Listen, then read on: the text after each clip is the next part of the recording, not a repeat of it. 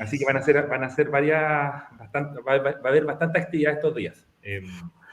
Mi nombre es Rodrigo Fuentes, yo soy profesor en la Universidad de Talca, participo también en el directorio de la SOCHER y nosotros tenemos un rol acá como organizadores locales. Entonces, en nombre de la comisión organizadora local, que participaron varios profes de la facultad, le damos la más cordial bienvenida a ustedes por darse el tiempo de estar acá y a los asistentes en general. Les quiero comentar que, bueno, hoy día a las 8:30 partió la SOCHER con unos talleres de capacitación. El profesor Carlos Chávez y la profesora Yanna Cortés participaron de unos talleres con investigadores jóvenes en general. Más tarde van a seguir va a seguir sigue un taller más y ya mañana empiezan las sesiones en pleno de acuerdo al programa, ¿ya? Eso, respecto a la bienvenida ahora, bueno, comentarles que luego de esta breve bienvenida que doy, la idea es que el decano Rodrigo Herrera, también como organizador local, dé una pequeña bienvenida a la conferencia, una pequeña apertura, no más de unos 5 minutos. Por su parte, Yanna Cortés, doctora Yanna Cortés de la Universidad Católica del Norte, también como en su rol de presidenta de la SOCHER. Y luego la profesora, la doctora Mónica Navarrete, presentaría a la keynote speaker, a la doctora Coro Chasco, que le agradecemos mucho el tiempo que se dio para esta presentación. Yo sé que ella tiene una relación con la SOCHER de hace hartos años, así que qué gusto verla de nuevo. Eso. Decano, por favor. Muy bien, Rodrigo, muchas gracias. Muy contento de estar aquí junto a ustedes. Mi nombre, como dijo Rodrigo, es Rodrigo Herrera, soy el decano de la Facultad de Economía y Negocio. Quiero darle la más cordial bienvenida a este nuevo encuentro, ¿cierto?, de la Sociedad Chilena de Estudios Regionales. Primero que nada, algo que nombraba nuestra keynote speaker aquí presente, Coro, que es muy bueno vernos nuevamente, ¿no? Por lo menos por esta plataforma, es muy bueno empezar a retomar esto de los grandes congresos, las sociedades. Lamentablemente no podemos estar presentes, ¿cierto?, abrazando nuevamente, pero seguramente este es el primer paso que vamos a tener posterior a esta pandemia. Como también decía Coro, hemos perdido también a muchos colegas que trabajaban con nosotros, especialmente también en nuestra facultad también perdimos a un colega que lo recordamos con mucho cariño, a Sabino Rivero, y también a nuestros estudiantes. Sin duda alguna vamos a seguir pensando sobre eso. Pero bien, creo que es un tiempo de estar alegre, un tiempo de celebrar, ¿cierto?, un nuevo encuentro, y nada mejor que con nuestro amigo. Entonces, lo que nos convoca hoy, al fin y al cabo, es el cómo el espacio influye en las políticas públicas. Sin lugar a dudas, la globalización ha reducido la importancia de la distancia entre los países. Sin embargo, dentro de los países, esta espacialidad importa ahora más que nunca, ¿cierto? La actividad económica, incluida la producción y el empleo, se desarrollan en forma desigual en el espacio dentro de los países y, en consecuencia, esta globalización afecta en forma diferente a cada una de las distintas regiones y a cada una de las personas que la componen. Algunas zonas se han visto beneficiadas de esta integración económica internacional, mientras que otras salen un poco perdiendo. Por lo que la espacialidad, que en general nos gusta trabajar en esta área, determina la experiencia de los ciudadanos con la globalización en general.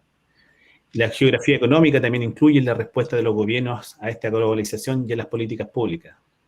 Al examinar el espacio desde una perspectiva económica, todos los investigadores, nosotros que trabajamos en general en esto, hemos encontrado un nuevo impulso en los debates teóricos de larga data y valiosas perspectivas sobre los acontecimientos recientes, como la reciente pandemia, incluida la creciente reacción contra la globalización en algunos casos.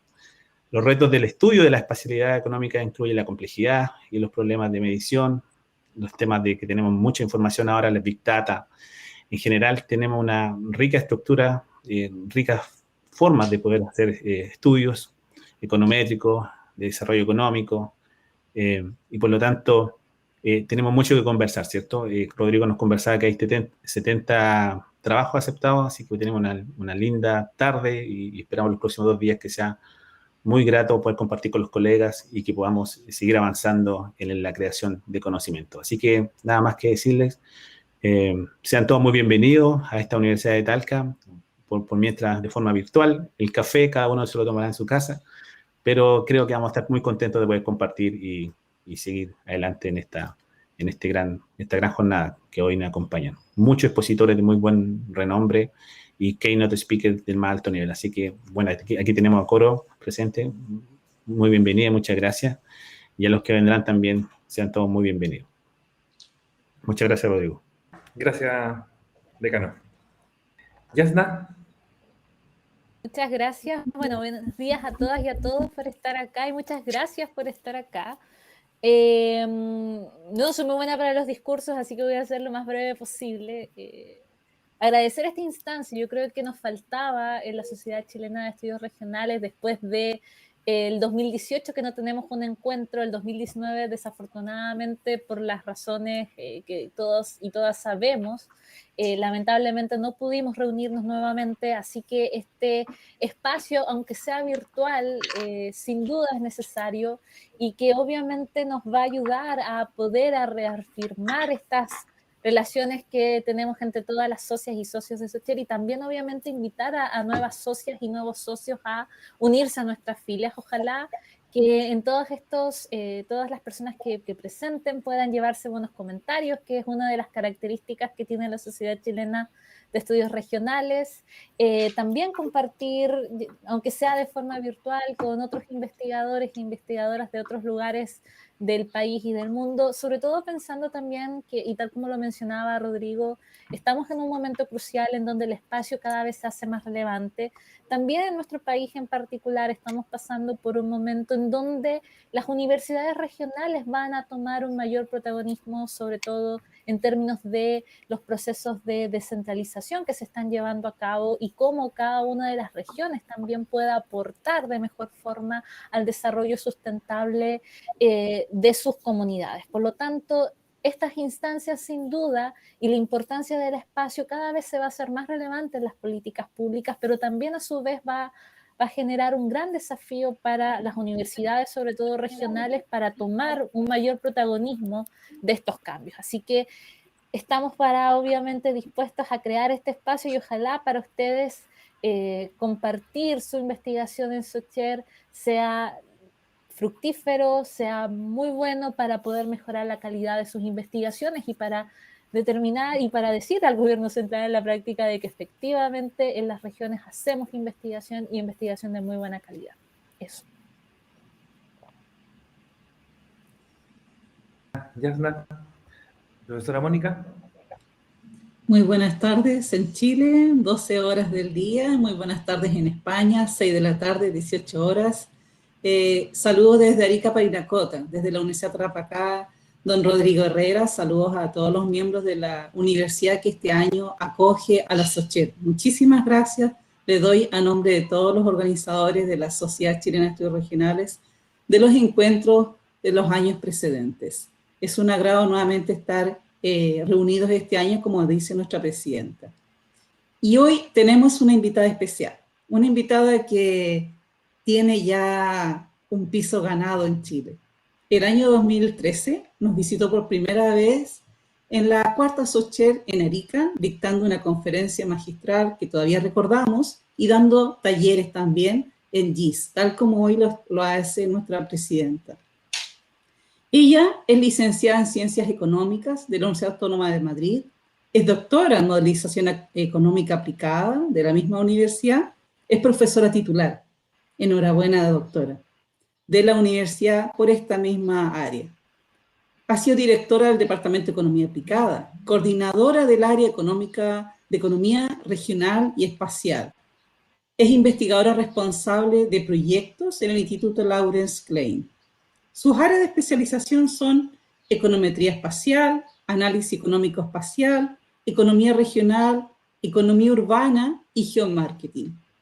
Tiene más de 100 publicaciones a la fecha, varias en Cuartiluno, con muchos factores, con un factor de impacto bastante alto. En su participación como directora de proyectos, tiene bastantes de ellos y en más del 60% de los proyectos donde ella ha estado, ha permanecido como en la calidad de investigadora principal. Algunos de los papers relacionados que le invito a leer, relacionados con el taller que anteriormente dictó la presidenta, se relacionan, por ejemplo, con la estrategia para acceder a datos espaciales urbanos en la web, para la investigación socioeconómica utilizando, por ejemplo, funciones en R. Hoy la doctora nos va a presentar un tema sobre la estructura espacial del precio de la vivienda en Madrid, utilizando estadísticas de exploración espacio-temporal. Hoy lo vimos en el taller y se nos ha dicho en más de una oportunidad y reconocemos que hoy, más que nunca, la econometría espacial tiene total pertinencia. Hoy, más que nunca, las herramientas que vamos a ver a través de la doctora María Coro Chasco Irigoyen nos van a venir muy bien a los investigadores que estamos en esta área y especialmente a los investigadores jóvenes, a los estudiantes que hoy nos acompañan, para que nos ayuden a analizar el territorio, para que nos ayuden a observar lo que está pasando y a transferir todos estos elementos a la política pública regional. Bienvenida, doctora Corochasco, ahora en la modalidad virtual a Chile. Bienvenida a la SOCHER. Tiene esta sala para que nos comparta su investigación. Invito a los asistentes a dejar sus preguntas en el chat y en la medida de lo posible al final vamos a contestar aquellas preguntas que ustedes tengan. Doctora Corochasco, la sala es suya.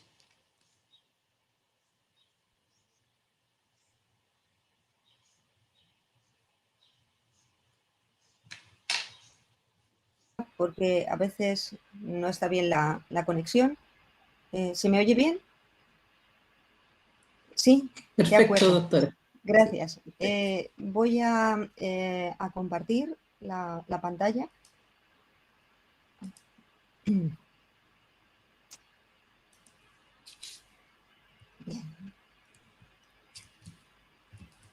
Supongo que se verá convenientemente. A ver, aquí en ocultar, ¿es posible? No, ayer pasó igual. A ver. Vale. Bueno, pues yo creo que ya se ve bien. Si hubiera algún problema, por favor, me lo decís. Buenas tardes a todos. Para mí es un placer, como estábamos diciendo al comienzo de manera informal, es un placer estar aquí con vosotros por muchísimas razones. Primero, a mí, con Chile me unen muchas personas, sentimientos todos ellos muy agradables y muy bonitos, grandes experiencias.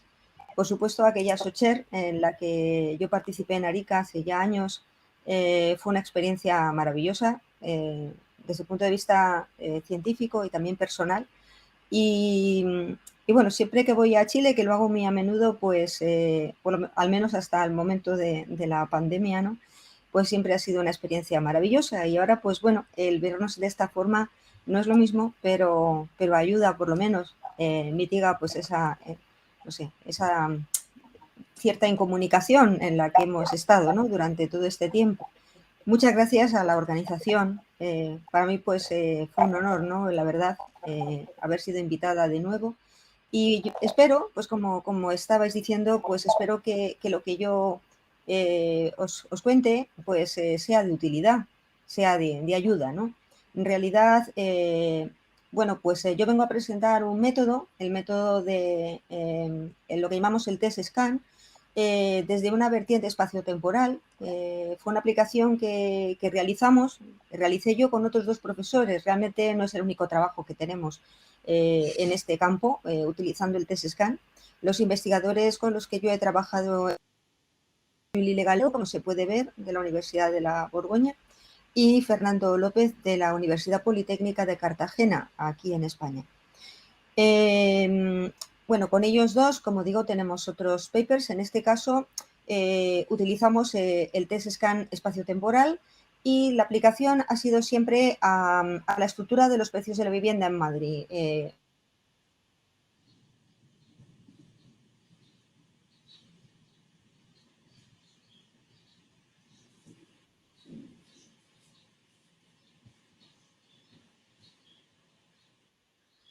Es un tema apasionante, pues porque esa heterogeneidad pues hace complicado llegar a conclusiones demasiado simplistas. Y la verdad es que este asunto, digamos, el tema de la vivienda y sus precios, sus características, pues es de vital importancia. No solo desde el punto de vista económico, sino incluso, como es lógico, desde el punto de vista personal para todos nosotros. Tenemos que vivir en algún lugar, ¿no? Y además es un bien pues muy importante y por supuesto muy costoso, muy caro, ¿no?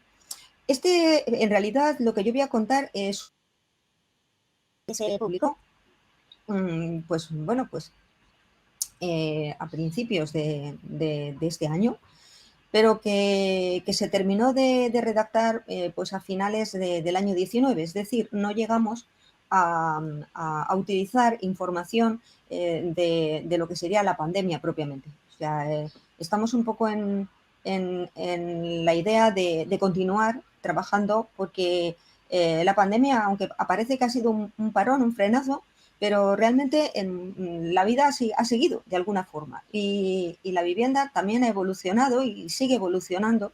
Luego comentaré al final algunos cambios que esperamos acontezcan pues con motivo de la evolución en los últimos meses, ¿no?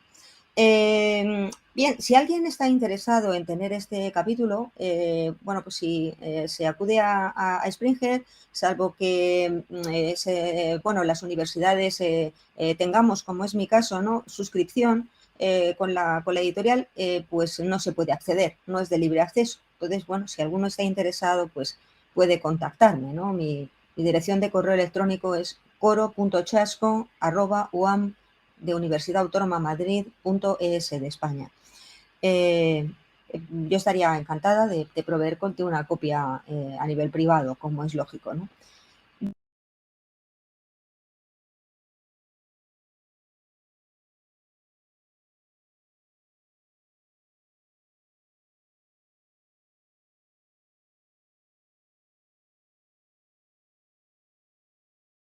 Todo para aquellos que, bueno, pues Madrid, al menos desde ese punto de vista, ¿no? Bien, lo primero es decir que la crisis de la subprime, ¿no?, diríamos, la crisis del año, bueno, vamos a sentir sus efectos en el año 2008. Sabemos que comienza en el año 2007 en Estados Unidos y que tiene como un efecto dominó por todo el mundo prácticamente. Es una crisis que a nosotros nos afecta mucho en Madrid, ¿no? De hecho, aquí en esta tabla puede observarse, destacado ahí en rojo, como en el año 2015 los precios cayeron abruptamente. En concreto, aquí en la tabla hemos presentado pues el precio, la evolución, ¿no?, en miles de euros de lo que sería a nivel medio, ¿no?, de los precios de la vivienda, pero habiendo dividido la vivienda en distintos submercados. Por esto que yo comentaba de la complejidad de la vivienda. Cuando hablamos de la vivienda, pues pensamos en nuestra casa a lo mejor, ¿no? Pero la verdad es que me imagino que en todas las ciudades sucede lo mismo y Madrid no es una excepción. Hay distintos submercados a nivel estructural. Pero para los que conozcan Madrid, pues sabrán, o España en general, ¿no?, que en nuestras ciudades dominan lo que llamamos los pisos o departamentos, ¿no? Y vemos pues que nada menos que un 80% de la vivienda en nuestra ciudad está formada por pisos. Sin embargo, luego hay otros segmentos interesantes, siempre lo han sido, como es el segmento de las casas, diríamos, los chalés, que le llamamos nosotros, serían pues esas casas individuales, ¿no? Y luego estarían los áticos. Los áticos es un segmento emergente muy importante, solo un 6% del total en nuestra ciudad, pero de una gran importancia, ¿no?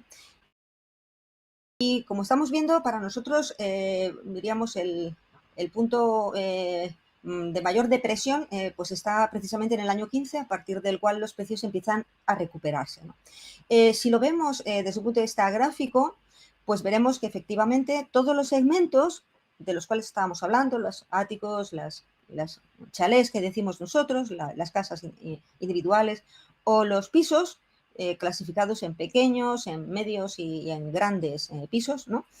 Todos ellos tienen esa caída en el año 15, pero no todos evolucionan igual. Entonces, una primera cosa que advertimos no solo es la heterogeneidad en cuanto al tipo de vivienda, sino la heterogeneidad de alguna forma en su evolución. Es verdad que todos alcanzan ese mínimo, esa depresión más profunda en el año 15, pero, bueno, pues en concreto, aquellos segmentos más caros, ¿no?, ¿vale?, más costosos, si lo vemos, por ejemplo, en términos de precios por metro cuadrado, pues como está aquí en esta imagen, vemos que los más costosos sería el segmento de los áticos, ¿no?, y estaría también el segmento de los grandes pisos. Ellos son los únicos que logran recuperarse en un periodo de postcrisis.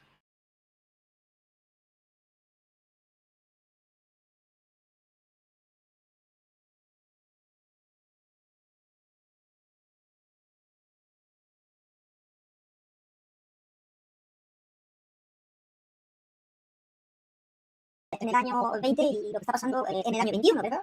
Si la evolución pues, se mantiene o también tenemos un corto, no sé, tenemos un gran deseo de continuar con este estudio para ver cómo afectar de nuevo. Y claro, pues esta heterogeneidad no solamente, como digo, a nivel de tipo de segmento de vivienda, sino una heterogeneidad en su evolución, dado que las otras tres tipos de vivienda pues no logran recuperar los niveles iniciales, ¿no? En lo que sería el precio por metro cuadrado, en un momento como es el año 19, donde podemos pensar que de hecho habíamos salido de la crisis, ¿no? Vivíamos otro momento económico.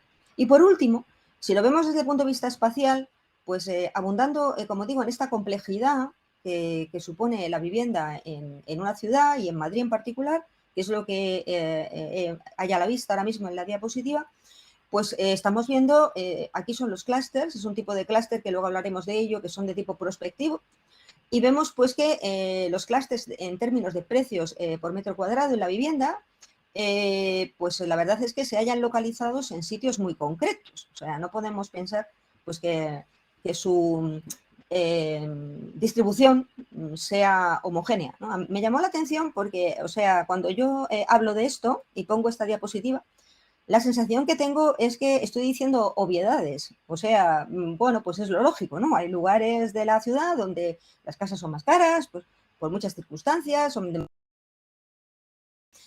sin embargo, el otro día que estaba presentando esta misma ponencia, recibí una gran sorpresa. Una investigadora holandesa levantó su mano virtualmente, porque era también una conferencia virtual, y me preguntó, me dijo que realmente para ella era sorprendente esto, porque me decía que en su país o en algunas de las ciudades en Holanda había una directriz, una ley, ¿no?, que obligaba que junto a las viviendas de precio caro hubiera viviendas de tipo social de precio más barato, y entonces allí era muy difícil encontrar unos clústeres al menos tan exagerados como los que estamos viendo en la ciudad de Madrid. Con lo cual, pues bueno, algo que, como digo, a mí me parece una obviedad, ¿verdad? No deja de ser también impactante ver esta obviedad, pero en otros lugares, en otras ciudades, parece ser que no es tanto así, ¿no? Nuestro deseo era un poco, aplicar el test scan para identificar, al menos en un primer paso, por así decirlo, lo que podrían ser ganadores y perdedores de la crisis. Bueno, una vez que ya hemos pasado la crisis en el año 19, ¿qué segmentos, en términos de vivienda, podemos decir que han ganado, han salido airosos, han sido resilientes, ¿no? Y qué otros segmentos, pues no han podido?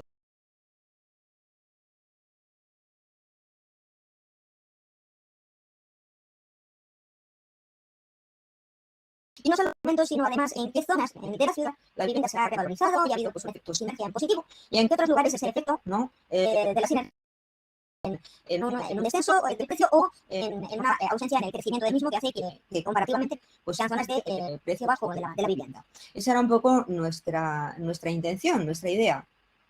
El paper consta, bueno, además de esta motivación primera, que esto es algo que yo he preparado para la ponencia, pues consta de una introducción. Luego, a continuación, pues presentamos el test scan desde el punto de vista espacio-temporal, que tiene alguna variante respecto del test scan de corte transversal, ¿no?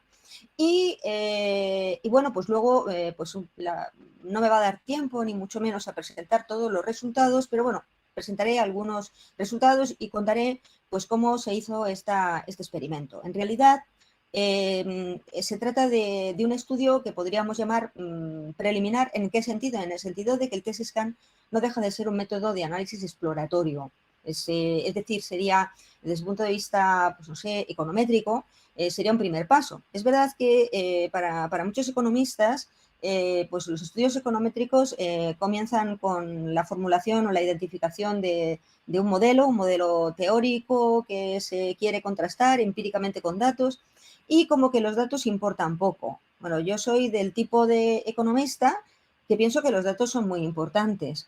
Hombre, a lo mejor no son lo más importante, no sé si lo más o lo menos, pero lo suficientemente importantes como para mirarles a la cara, por decirlo de alguna forma, ¿eh? Es decir, no me lanzaría a esa piscina, ¿no?, de estimar un modelo y más en un tema complejo como sería este, sin antes observar pues, las tendencias, qué es lo que nos cuentan los datos, ¿no? Ver un poco esa perspectiva que diríamos en términos anglosajones del data driven, ¿no?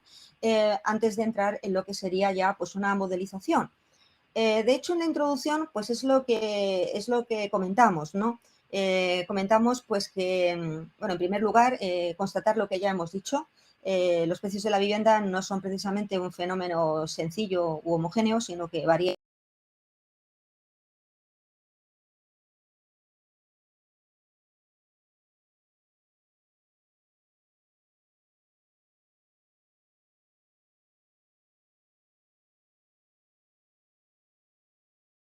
¿no? por nuestros estudios de ámbito espacial, ¿no? Los determinantes del precio de la vivienda, si se quiere hacer modelización, ¿verdad? Pues bueno, son conocidos.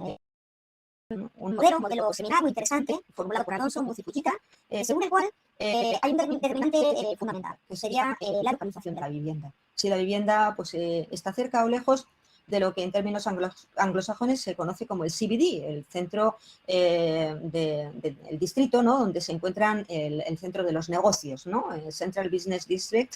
Y bueno, también podríamos añadir que hay otros centros secundarios en las ciudades, porque el centro de negocios inicial pues, se ha podido diversificar y relocalizar, ¿no?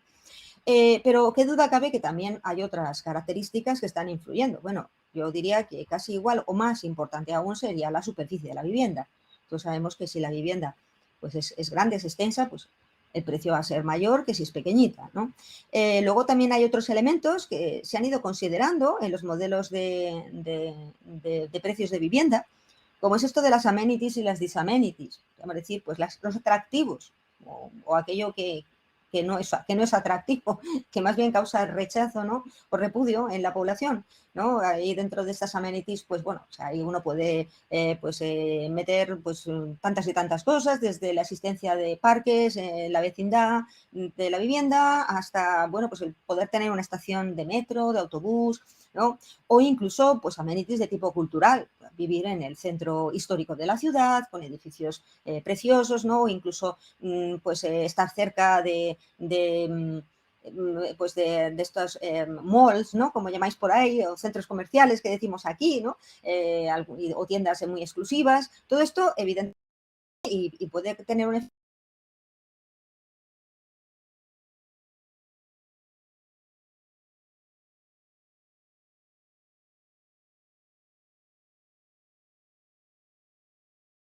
los amenities, pues son elementos como estar lejos de los amenities también, ¿no?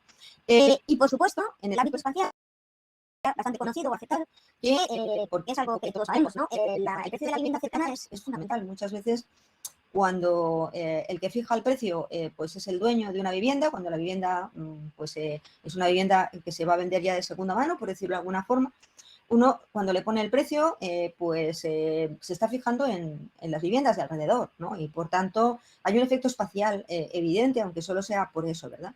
¿Quiénes han utilizado este tipo de modelos econométricos? Pues, o qué modelos, perdón, econométricos se han utilizado para realizar este tipo de análisis, para ver cuál es el impacto y precisamente cuál de estas características previas son o no son más impactantes o más importantes. Bueno, esto es lo que se conoce con los modelos, no son los únicos, ¿verdad? Pero los muy conocidos modelos de precios hedónicos, ¿no? En donde, bueno, pues podemos pensar por la literatura, hicimos una búsqueda de la literatura, pues vimos que es diríamos, la aproximación más utilizada, ¿no? Para evaluar precisamente el impacto que podrían tener los distintos elementos de la vivienda sobre el propio precio, ¿no? Es el modelo de precios hedónicos considera que un bien pues está compuesto de distintas dimensiones o distintas partes, por así decirlo, y que la suma de los precios de cada parte pues da el precio final. Es esa idea. Con esta idea pues se puede regresar, se puede hacer un análisis de regresión del precio contra pues estas características que veíamos previamente, características estructurales, no solo la superficie, hay otras muchas características importantes. Si se trata, por ejemplo, en Madrid, ¿no? de los pisos o departamentos, pues pues hay que pensar en si el piso, pues no sé, tiene un conserje, tiene pues una persona que lo vigila, o si hay ascensor y cuántos ascensores, o incluso dentro de lo que es la propia vivienda, el número de piezas, como creo que decís allí, que son habitaciones, ¿no? El número de cuartos de baño, todo ese tipo de características obviamente son muy importantes, ¿no? Más luego, pues siguiendo el modelo de Alonso y Fujita, pues tendríamos la distancia al CBD, los amenities, y poco a poco se van incorporando otros elementos. Anselin y Nancy Lozano Gracia pues incorporan en el año 2008 precisamente el elemento espacial.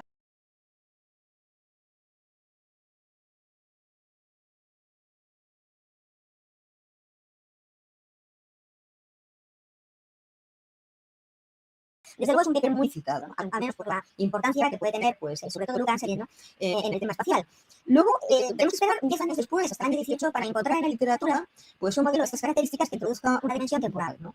Es el modelo debido a Rivas-Bell, ¿no? Y Tranos. Este modelo es interesante porque hasta ese momento realmente no habíamos encontrado evidencias de que el modelo de precios hedónicos incorporara paneles. También porque no es a veces fácil, ¿no? Muchas veces pues, son paneles, lógicamente, que no son homogéneos, dado que es difícil trabajar con censos de vivienda, entonces, al trabajar con muestras, es muy difícil reproducir exactamente la misma muestra para todos los años, ¿no? Y entonces, la dimensión temporal pues, no ha sido fácil de incorporar, ¿no?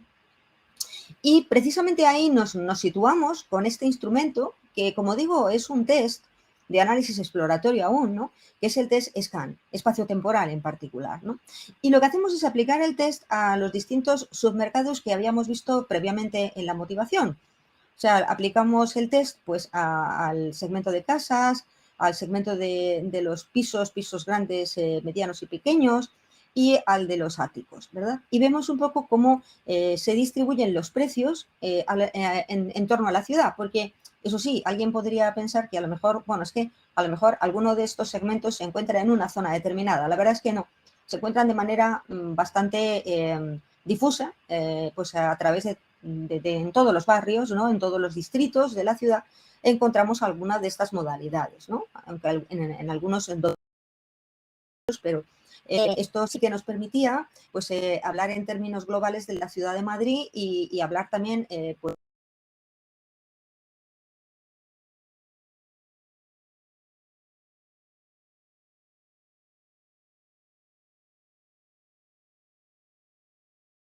y como comentaba antes, bueno, pues tenemos curiosidad, perdedores de esta crisis, ¿no? Y también, pues bueno, los ganadores serían un poco pues aquellos más resilientes, aquellos segmentos más resilientes, y en un análisis posterior, pues sería interesante, ¿no? Pues para a lo mejor investigadores que conozcan en profundidad el mercado de la vivienda. Al fin y al cabo nosotros pues somos cuantitativos, proponemos más bien métodos, ¿no? Pero con estos resultados tendría que ser relativamente fácil, ¿no? Encontrar el porqué. ¿Por qué en algunas zonas de la ciudad los precios se han mantenido más estables, no han sufrido tanto el envite de la crisis, y por qué otros han sido menos robustos, menos resilientes, y el precio de la vivienda pues, se ha desplomado o no ha logrado recuperarse, ¿no? Y bueno, pues esto es un poco el ámbito en el que nos encontramos, ¿no? La verdad es que haciendo un estudio sobre el test scan en general, es cierto que las aplicaciones económicas no abundan mucho. Es decir, esto también es una llamada aquí en este congreso, que hay gente tan activa, ¿no? ¿Verdad? En la SOCHER, pues una llamada a decir, oye, mira, este es un tema que puede ser muy interesante, porque lo mismo que podemos aplicarlo a la vivienda, se puede aplicar también a otros fenómenos de tipo socioeconómico, ¿no? De hecho, precisamente el hecho de que las aplicaciones hayan sido escasas en nuestro campo, de tipo económico o empresarial, ¿no?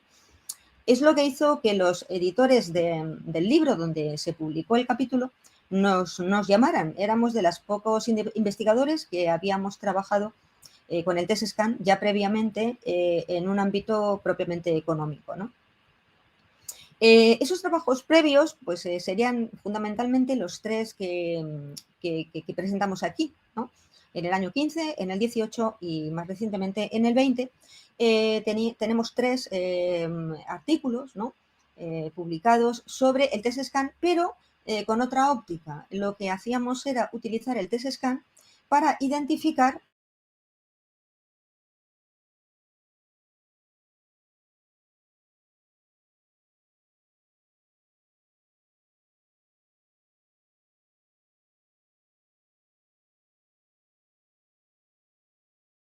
a través de experimentos de scan, pues para identificar de clústeres o de autocorrelación espacial, por ejemplo, pues superaba en potencia, ¿no? El test scan, por ejemplo, el famoso test I de Moran, ¿no? E incluso a otros test, a los basados en el multiplicador de Lagrange, fundamentalmente, hombre, como suele suceder bajo ciertas circunstancias, ¿no? Como digo, si alguno está interesado en esta literatura, pues también puede enviarme un email y yo en algunos casos están disponibles libremente y en otro caso, pues como pasa, vía suscripción, dependiendo de la revista que sea, ¿no? En el año 18 y también en el 20 propusimos aplicar el test scan, pero para analizar, o sea, para ver diferencias en lo que sería la varianza o la dispersión en los errores. Entonces, para detectar clústeres de heteroscedasticidad, que es lo que en nuestro argot de econometría espacial llamamos pues heteroscedasticidad espacial de grupos o Spatial Group Wise Heteroscedasticity, ¿no? Siempre en modelos de corte transversal por el momento. Y por último, utilizando este mismo test de heteroscedasticidad, propusimos una versión que en vez de estar, que estaba basada, en vez de estar basada en la máxima verosimilitud, como pasó en el paper del año 18, estaba basada en el multiplicador de Lagrange, que veíamos que era más robusto que el test basado en máxima verosimilitud. Y bueno, pues hicimos también su aplicación y vimos pues cosas interesantes, ¿no? En este caso, el test scan, a ser utilizado o aplicado a los errores de una regresión y no a una variable sin transformar los errores de la regresión no es una variable normal, por así decirlo, es el fruto, el producto, ¿no? de un análisis de regresión. Bueno, esto es de mucha ayuda, por ejemplo, para identificar mejor un modelo, cuando tenemos, que es muy fácil en los modelos de este tipo,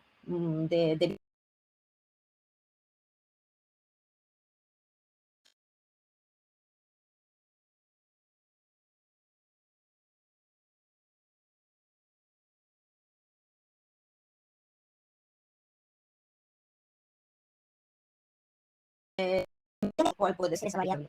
Luego de autocorrelación o problemas de heteroscedasticidad, sino que podemos visualizar, ver dónde, en qué lugar del mapa están los valores, pues son más elevados o son más bajos, ¿no? Y por tanto, ¿qué es lo que nos puede estar fallando en el modelo o cuál podría ser la variable que se encuentra ausente? Es decir, es otra óptica a la hora de utilizar el test scan también muy interesante, una óptica diferente. Nosotros, como digo, en este caso utilizamos el test scan pues como una especie de test LISA. Aquellos que conocen la econometría espacial pues saben que el test LISA, la L viene de local, ¿no? Es un test de autocorrelación espacial, pero de tipo local, que nos permite identificar clústeres. Lo clásico es utilizar el test LISA propuesto por Ansel en el año 95 o incluso los tests basados en las formulaciones de Kettis y Orr, tanto en la versión del año 92 como en la versión del 95, ¿no? En test scan la verdad es que no ha sido muy empleado. Luego comentaré por qué se conoce menos. Obviamente también el hecho de que no esté disponible en muchos software, ¿no? Pues hace que no sea muy conocido. También a veces pasa esto, ¿no? O sea, conocemos determinados instrumentos o herramientas porque se encuentran disponibles en tal o cual software y si el software encima es de tipo libre, pues más fácil, ¿no? El poderlos conocer. Pero sí que es verdad, hay que reconocer que ha habido algunas aplicaciones en economía, aunque no sean muchas, ¿no? Aquí algunas de ellas, ¿no? Normalmente estas aplicaciones se han realizado a lo que llamamos en econometría o en economía espacial datos de puntos o de localizaciones. Por ejemplo, serían datos pues de empresas, ¿no? O a veces también sectores económicos, ¿no? Entonces, en las empresas, pues cuando uno dispone de la localización XY, pues tenemos en un mapa, es un punto. allí en ese punto está tal empresa, ¿no? A diferencia de lo que sería el trabajo pues en ciencia regional clásico, en donde la variable espacial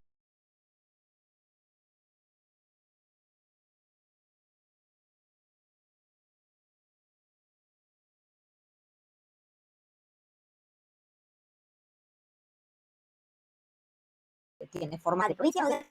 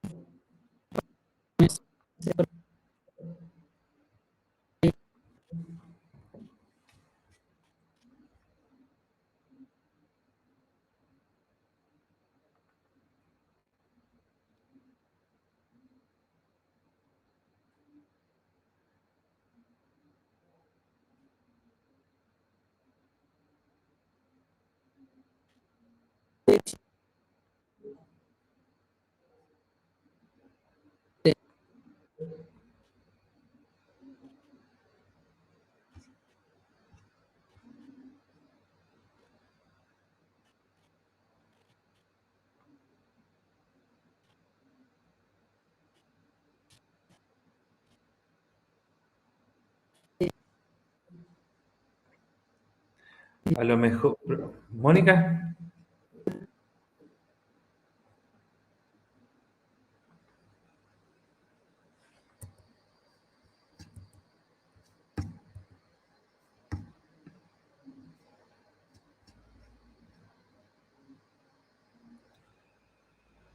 ¿sí?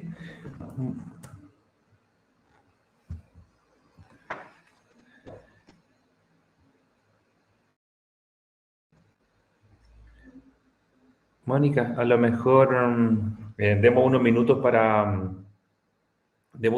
para que la profesora Coro vuelva a conectarse. Para hacer su conexión ha sido un poco inestable. Quizás le podríamos recomendar que para continuar luego quizás pueda apagar su cámara. Pero demos unos minutos para ver si se puede recuperar.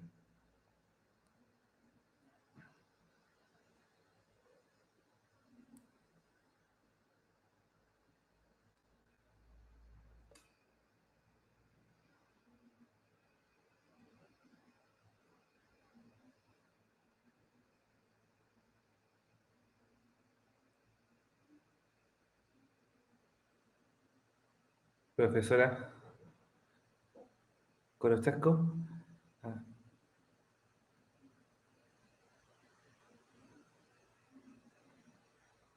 probando, probando.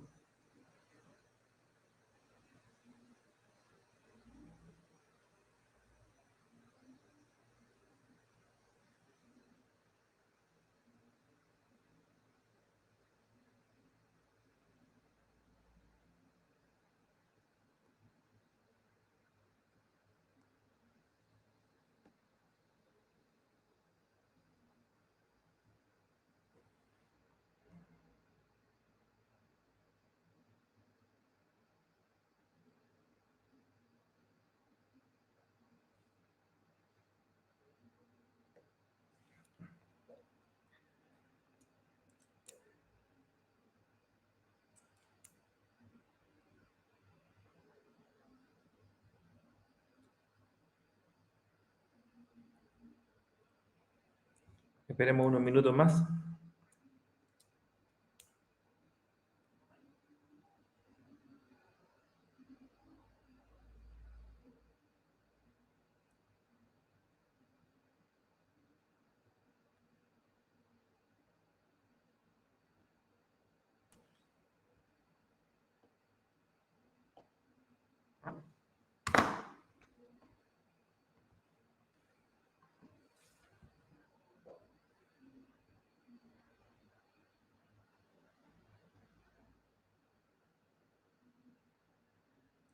Sí.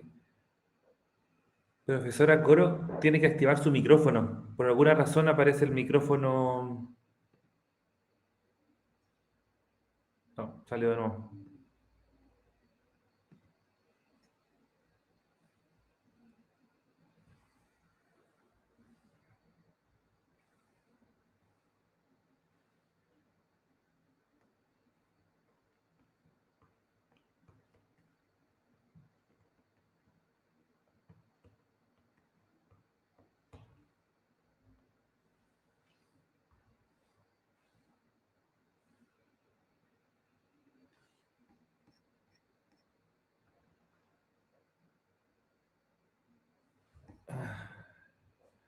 A ver si puedo...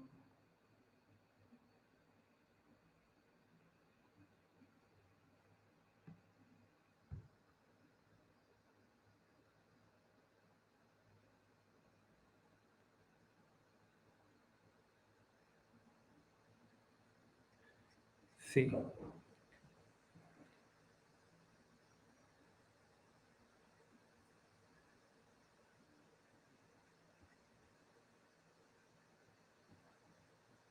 Quizá algo pasa con el mute del micrófono.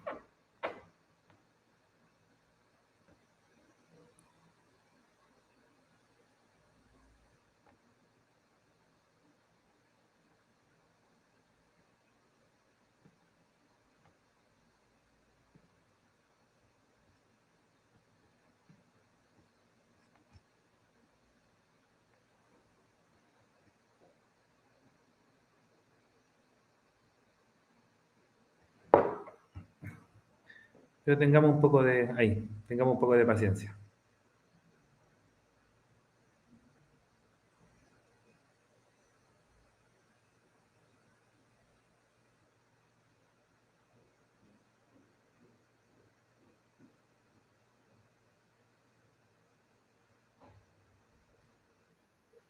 Ahí ¿Me oye sí. ahora?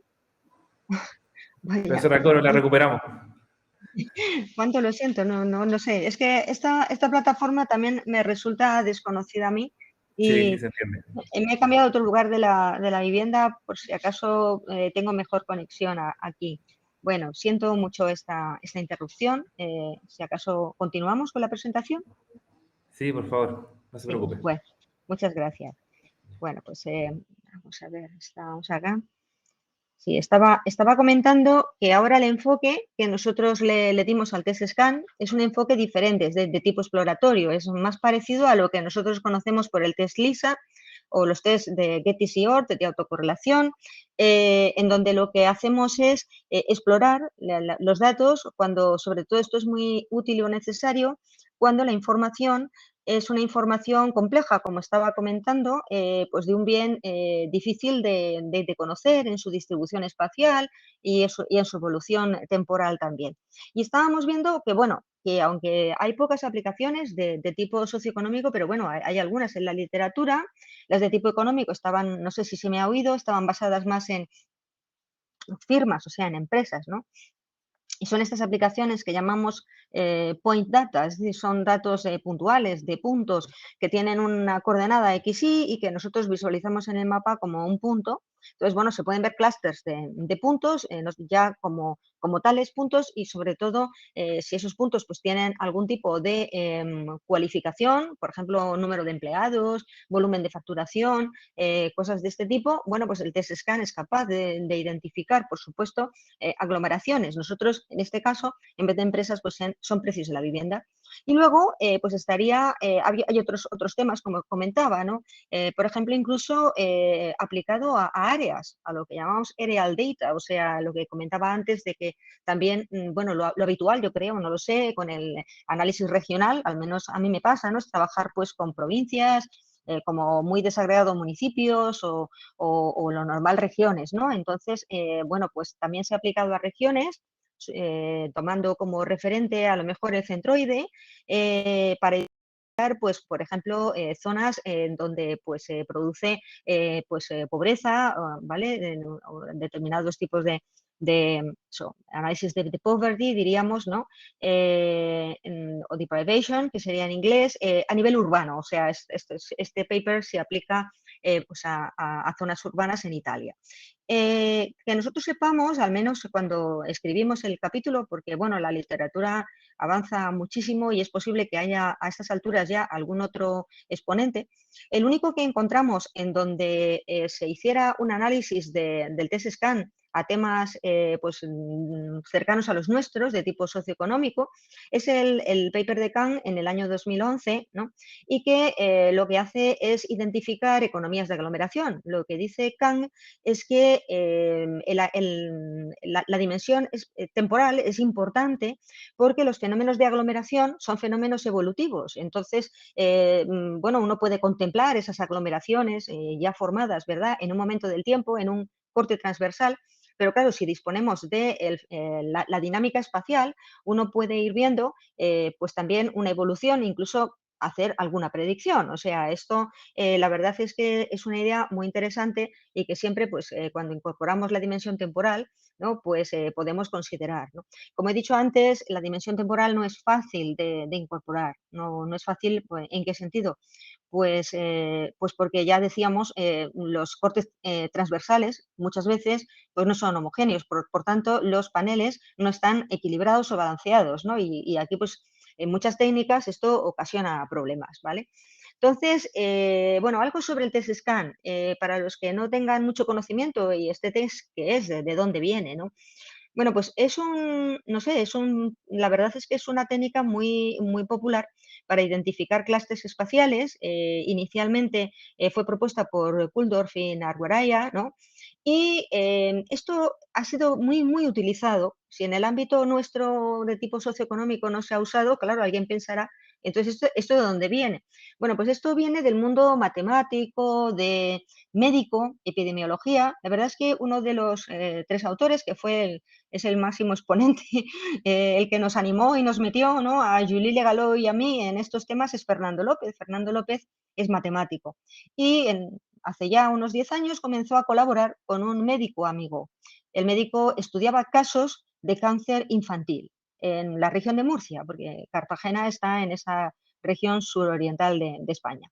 Entonces, de ahí viene, o sea, para Fernando fue un descubrimiento porque pensó, el test scan, no, en aquel momento él no conocía apenas ninguna aplicación, todavía era más escaso su utilización en el ámbito económico y vio una oportunidad, un complemento a los test que ya usábamos por su capacidad de identificar los clústeres. Luego, cuando explique un poco en qué consiste, pues yo creo que todos vamos a ver que es un test muy interesante, ¿no? Por supuesto, complementario de los que ya tenemos. Claro, al venir del mundo de la epidemiología, lo clásico del test es aplicarlo a distribuciones de Bernoulli, ¿vale?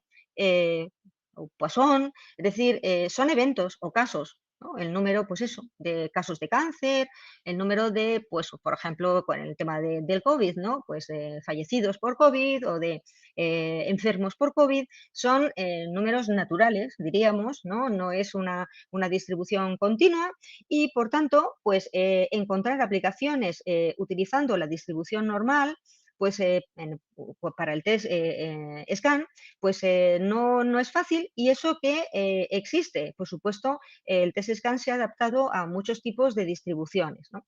Y bueno, más aún es encontrar una aplicación espacio-temporal utilizando datos normalmente distribuidos. Entonces, bueno, nos parecía interesante, era un nicho que podíamos ocupar, ver cómo el test funcionaba con este tipo de datos, ¿no? Hay un exponente en la literatura, o lo había, al menos era el único que pudimos encontrar, de unos franceses, Madouas y compañeros, en el año 14, que usaban este test para analizar la producción de leche. Y claro, la producción de leche en términos económicos, pues lógicamente era una distribución continua, ¿no? Y ellos hicieron lo que el test scan permite hacer, no solamente detectar clústeres sin más, sino identificar, cuando se trata de un análisis espacio-tiempo, lo que llamamos los clústeres retrospectivos y los clústeres prospectivos, ¿no? Son dos dimensiones, no es el mismo tipo de clúster, ¿no?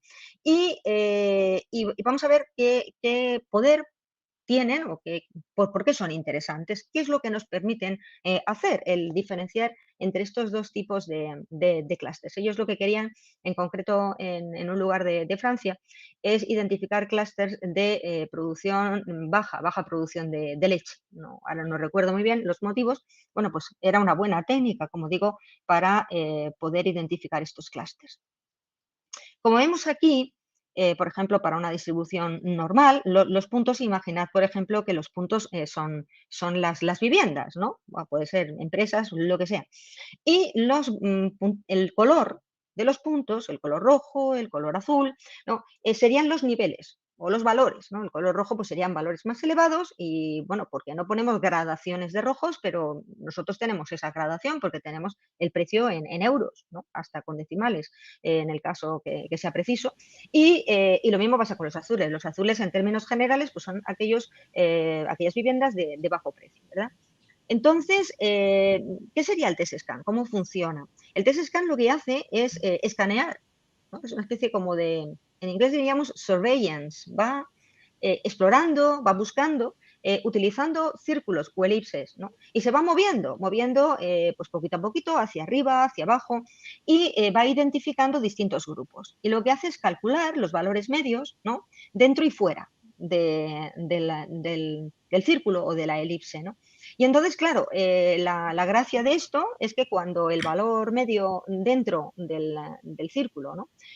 O de la elipse, según lo que usemos, es significativamente superior al valor medio fuera de la elipse, ¿no? Pues es cuando podemos identificar un clúster o tenemos un clúster. Entonces, ¿cómo sabemos si esas diferencias son significativas? Porque, claro, diferencias va a haber, es lógico, ¿no? Bueno, pues usamos, realmente es algo muy sencillo porque se usa un test basado en el ratio de verosimilitud, ¿vale? En el LR, ¿no? Diríamos Likelihood Ratio. Y esto se aplica muchas veces, de manera repetida, a distintas submuestras. Yo creo que alguno ya estará pensando que, claro, el motivo por el cual este tipo de métodos pues, no ha sido muy utilizado, ¿no? Hasta ahora, pues, y todavía hoy, según el volumen de datos que manejemos, esto es muy costoso en términos de tiempo y computacionalmente hablando, ¿no? Entonces, claro, porque imaginaros lo que es moverse un poquito para arriba, un poquito para abajo y hacer siempre la diferencia de los ratios de verosimilitud, ¿no? Esto, pues como digo, lleva tiempo, efectivamente. Y claro, es una de las, todavía hoy que hemos avanzado muchísimo en potencia en los ordenadores, pues sigue siendo bueno, pues un problema, podríamos decirlo así, una limitación. Entonces, bueno, tenemos una hipótesis nula aquí y que sería pues que los valores que hay dentro de la elipse o del círculo pues son iguales a los valores que hay fuera, ¿no? Y la alternativa pues sería pues que no, que en algún caso pues tenemos que los valores son significativamente mayores, ¿no? Dentro que fuera. Y entonces en esos casos, bueno, mayores o menores, ojo, pudieran ser también valores muy diferentes por ser muy bajos, ¿no? Y entonces ahí es donde identificaríamos pues un clúster espacial. La formulación matemática, bueno, pues puede parecer espantosa, pero en realidad pues no lo es tanto, ¿no? Porque pues no es más que una diferencia, ¿no? En el logaritmo de la función de verosimilitud y bajo la hipótesis nula, como podemos ver, H0, ¿no? Pues lo que estamos suponiendo es que tanto mu, que es la media, como sigma, que es la desviación típica, ¿no? La variabilidad, tanto fuera como dentro del clúster, pues es igual. El clúster sería Z. Z pertenece a la letra griega teta, ¿no? Z sería uno de los muchos clústeres que podríamos identificar dentro de teta, por así decirlo, ¿no? ¿Vale?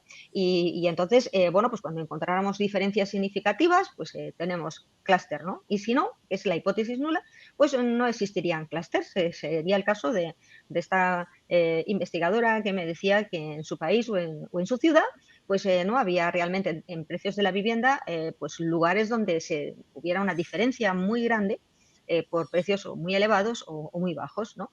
Y bueno, pues la función de verosimilitud pues es la clásica. Vemos ahí que el logaritmo de la función de verosimilitud pues sería pues el propio de una distribución normal, ¿no? Pues de pues media mu y de dispersión sigma. Ahora, bajo la hipótesis alternativa, lo que contemplamos son diferencias en las medias. Entonces, una de las cosas importantes es que el test scan lo que mide son diferencias en los valores medios, ¿vale? La media, el promedio, la media aritmética simple, es lo que llamamos mu. Entonces, dentro de Z, pues tendríamos que la media sería mu sub Z y fuera de Z, pues la media sería lambda sub z. Y eso sí, suponemos que las varianzas se mantienen, ¿no? Y que por varianzas o desviaciones típicas son iguales, serían lo que llamamos sigma sub z. Y entonces, bueno, aunque esta expresión puede llegar a ser muy complicada, la función del logaritmo de verosimilitud, pero se puede demostrar que al final podríamos simplificarla como vemos en la parte baja de la diapositiva. Y entonces, si hacemos la diferencia entre el logaritmo de L0 y el logaritmo de LZ, pues tendríamos la expresión de arriba.